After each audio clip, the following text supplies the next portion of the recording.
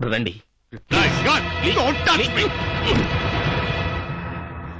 నువ్వు చెప్పవురా, నువ్వు చెప్పవు. ఎందుకంటే ప్రతి మనిషి ఒంటిలోనూ బీపీ, షుగరు, కిడ్నీ ట్రబుల్ లాంటి జబ్బులుంటాయి. కానీ నువ్వు అనుమానం, అసూయ, ద్వేషం లాంటి జబ్బులతో కుళ్ళిపోయి ఉన్నావురా. అవన్నీ తగ్గి నువ్వు మామూలు మనిషివయ్యే ట్రీట్మెంట్ నా దగ్గరుంది. నీ జబ్బులన్నీ నయమయ్యే వరకు నేను ఇక్కడే ఉంటా. నువ్వు పోలీసుల్నే పిలుస్తావో, రౌడీల్నే పంపిస్తావో, వాడే అబ్బా ఎవడైనా సరే, ఎవడొచ్చినా సరే, ఈ ఖాళీ వేళల్లోని చిటికిన వేలు గోటిలోని మట్టి కూడా పీకలేరు.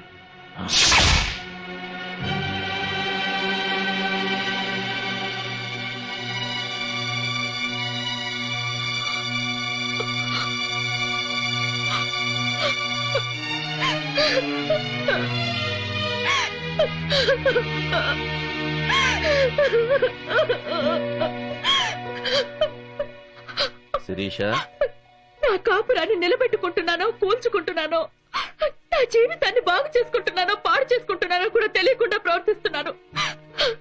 నా భర్త నింద వేశాడన్న ఒకే ఒక కారణంతో ఆయన నాట బొమ్మ చేసి ఆడుకుంటున్నావు.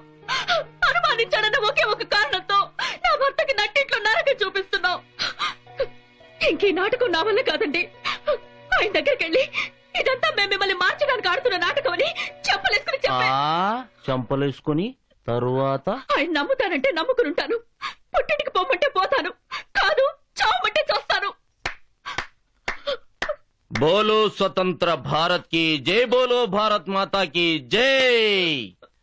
ఈ జై ఎందుకు కొట్టానో తెలుసా మేడం? పాకిస్తాన్ వాళ్ళు ఎన్నిసార్లు మన మీద పడి మన వాళ్ళని చంపుతున్నా వాళ్ళు మన బిడ్డలేరా, శాంతం శాంతం అంటుంది భారత్ మాత. నేనేదో నీ కాపురం సరిదిద్దుదామని ఇక్కడికొస్తే నా మొగుడికి కన్నీళ్లు పెట్టించావని నన్ను పాకిస్తాన్ నుండి చూసినట్టు చూసావే తల్లే. ఈ దేశంలో పుట్టిన ఆడవాళ్లు మొగుళ్ళు బెల్టులతో కొట్టినా భరిస్తారు, కాళ్లతో తన్నినా సహిస్తారు. అది మీ గొప్పతనం కాదు, ఈ మట్టి గొప్పతనం. హ్యాట్స్ ఆఫ్ భారత్ మాత, హ్యాట్స్ ఆఫ్. మొగుడికి చిన్న తలనొప్పి వస్తే అయ్యయ్యో నా మొగుడికి తలనొప్పి వచ్చిందే, జండూబాం ఎక్కడా, అమృతాంజనం ఎక్కడా అని తెగ టెన్షన్ పడిపోతారు. అవునా? మీ ఆడాళ్లంతా ఇంతే. పెళ్లాల కన్నీళ్లు నీళ్ల లాంటివి, మొగుళ్ళు కన్నీళ్లు పెట్రోల్ లాంటివని డిసైడ్ చేసేస్తారు. నువ్వు చెబితే వినడానికి, కన్నీళ్లు పెట్టుకుని ప్రాధేయపడితే అర్థం చేసుకోవడానికి నీ మీద నీ మొగుడికొచ్చింది కోపం కాదమ్మా, అనుమానం. అనుమానం అనే వ్యసనం ఉన్నవాడు వాడంతట వాడు కళ్ళు తెరవాలి తప్ప వేడుకున్నా రుజువులు చూపించిన లాభం ఉండదు. శిరీష, నీ భర్త ఒక్కసారి కన్నీళ్లు పెట్టుకున్నాడని నువ్వీ రోజు కరిగిపోతే నీ జీవితంలో చివరిదాకా కన్నీళ్లు వెంటాడుతూనే ఉంటాయి. బాధపడుతున్నాడని నువ్వు కదిలిపోతే నీ కాపురం నిజంగానే కూలిపోతుంది. నీ భర్త కన్నీళ్లు ముఖ్యమో నీ కాపురం ముఖ్యమో నువ్వే డిసైడ్ చేసుకో.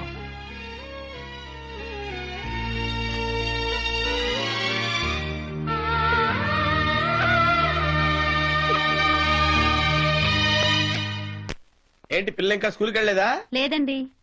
ఏ?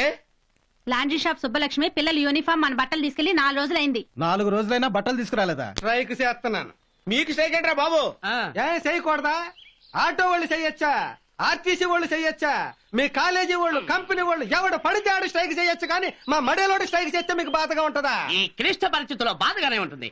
యూనిఫామ్ లేకుండా పిల్లలు స్కూల్కి వెళ్ళగలుగుతారు, గుడ్డ లేకుండా మేము కాలేజీకి వెళ్ళగలుగుతాం. అయినా సరే నా పెట్టి హీట్ ఎక్కేది లేదు, మీ బట్ట నురిపెక్కేది లేదు. ఎందుకని? ఎందుకంటే స్ట్రైక్ చేస్తున్నానండి. అదే ఆ స్ట్రైక్ ఎందుకని? ఏం చెప్పమంటారండి? నా బాధ, నా పేళ్ళ నా పక్కలోకి రావట్లేదు. అవునే, ఎందుకు రానవటలేదు? ఈ మధ్య నా మొగుడు చాలా చెడిపోయాడండి. ఏం చేశాడు? ఏం చేశాడంటండి? ఏం చేయడం లేదు. పెళ్ళైన కొత్తలో డే నైట్ డ్యూటీ చేసేవాడు, కొన్నాళ్ళకి డే ఆర్ నైట్ డ్యూటీ చేసేవాడు. తర్వాత ఆదివారం ఆదివారం అన్నాడు, ఆ తర్వాత అమాసికి పుణ్యానికి అన్నాడు. ఇప్పుడు 6 నెలలు అయింది. ఏంటి నా పరిస్థితి? ఏ సమరానికి చెప్పుకోవాలి నా సమస్య? ఆపు దేంటి అక్కడ సమరానికి సమరసింహారెడ్డికి చెప్పుకునే సమస్య ఏం కాదు. పెళ్ళైన కొత్తలో ఏ పుల్లారావైనా కొంగట్టుకుని తిరుగుతానే ఉంటాడు. అది కామనే. ఆ తర్వాతే లంగాకి లుంగికి ఉన్న మధ్య చాలా దూరం 3 అవుతుంది. ఎందుకు అవుతుందండి? ఈ పెట్టే మా పెళ్ళప్పుడు కొన్నా, ఇప్పుడు బొగ్గులు వేస్తే వేడెక్కడం లేదా, వర్క్ చెయ్యడం లేదా? అది వేరు తల్లి. ఏంటి వేరు? ఓ రంబాటలు ముందటి ఏ రంబనో మేనకనో వస్తే మీరంతా ఊరుకుంటారా? అందుకే ఫుడ్ కి బెడ్ కి ఈ స్ట్రైక్ ప్రకటించా. అసలు ఏ సాక్ష్యం లేకుండా నీ మొగుడిని ఎలా అనుమానించావు? సాక్ష్యం లేకుండా మీ పెళ్ళం పతితని మీరు ఎలా చెప్పారో అలాగే.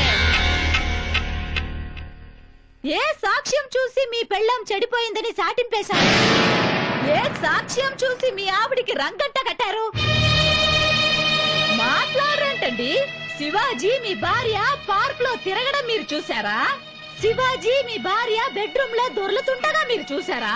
సినిమా హాల్లో చూసారా? ఎక్కడ చూసారో చెప్పండి బాబు, చెప్పు. హలో, నన్ను చూసి చెప్పు. మీరు చెప్పలేరు.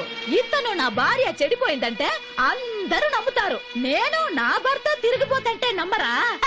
ఏంటయ్యా ఏంటిది? ఆడవానికి ఒక న్యాయం, మగానికి ఒక న్యాయమా? పక్క వాళ్ళకి బుద్ధి చెప్పే ముందు మన బుద్ధి ఎలాంటిదో తెలుసుకోవాలి.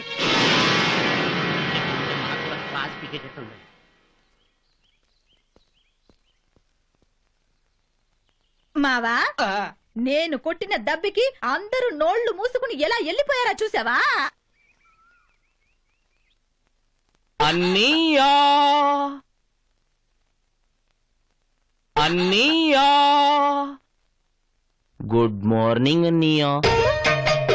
శిరీష, అన్నయ్యకి నీ చేత్తోటి మొదటి కార్డు ఇచ్చేయి.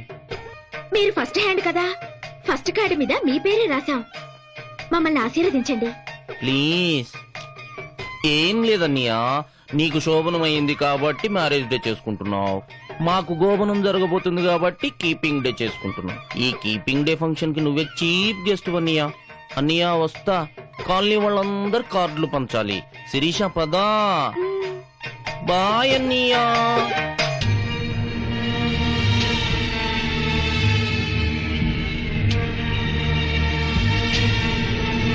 నమస్కారం డాక్టర్ గారు.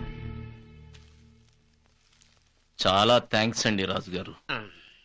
నా కీపింగ్ డే సెలబ్రేషన్స్ మీరందరూ దగ్గరుండి జరిపిస్తున్నందుకు నాకు చాలా సంతోషంగా ఉంది. మాకు కూడా హ్యాపీగా ఉంది. అంకుల్, కమ్యూనిటీ హాల్ అంతా డెకరేట్ చేస్తున్నారు. మీ బర్త్డేనా అంకుల్? బర్త్డే కాదు బాబు, కీపింగ్ డే. కీపింగ్ డే అంటే? అంటే మీ మమ్మీకి బాయ్. షటప్ మీ పని మీరు చూసుకోండి ప్లీజ్. కీపింగ్ డే అంటే అది పెద్దవాళ్ల పండగ. అంటే స్వీట్స్ పెడతారా అంకుల్? స్వీట్సే కాదు, స్వీట్స్ కంటే స్వీట్ అయినవి ఎన్నో మీకు పెడతా. అక్కడ చూడండి. ఆబ్రకదబ్రా.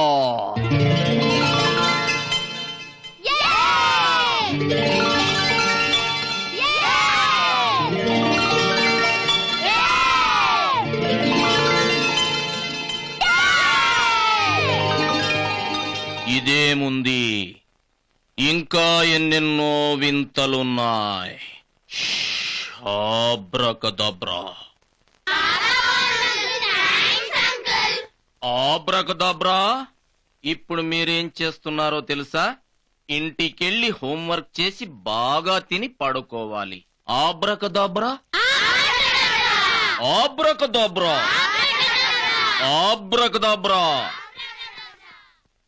ఇప్పుడు ఈ కీపింగ్ డే ఫంక్షన్ కి ఓ ఇంపార్టెంట్ గెస్ట్ ను పిలవాలి. కీపింగ్ డేనా అంటే? అంటే ఉంచుకున్న వాళ్ళ రోజు.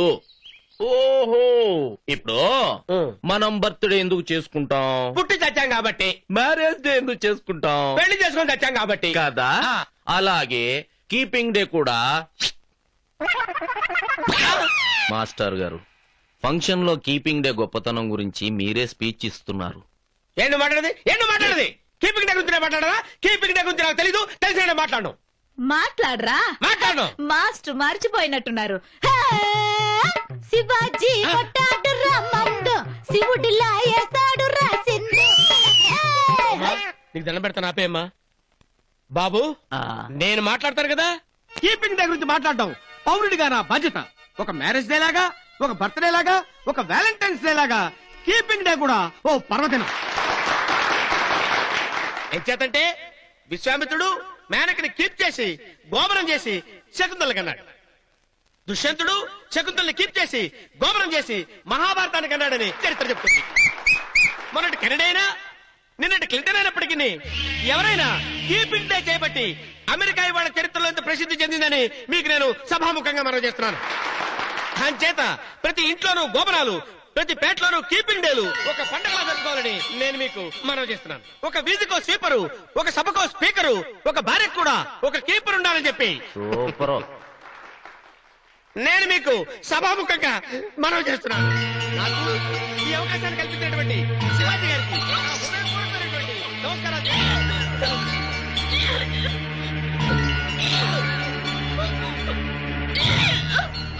ఏమైంది శిరీష?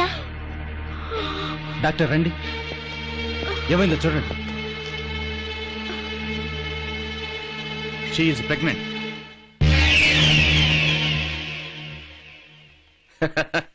ఏంటమ్మా నెల తప్పిందంటే రైలు పట్టాలు తప్పిందన్నంత ఎక్స్ప్రెషన్ ఇస్తున్నారు. కంగ్రాచులేషన్ చెప్పండి.